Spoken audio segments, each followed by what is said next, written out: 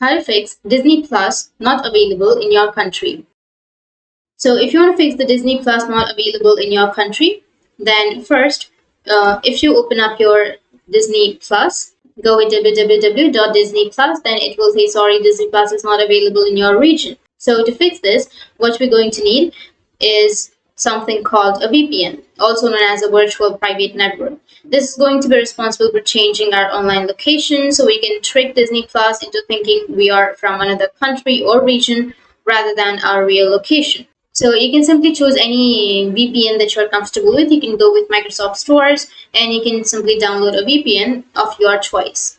Once you download your VPN, you just need to simply open up your VPN and connect to a VPN network. Once you've connected to a VPN network, which is right here, you just need to simply connect to VPN. Once you've connected, you can go with the same page and open up your Disney Plus and it will load.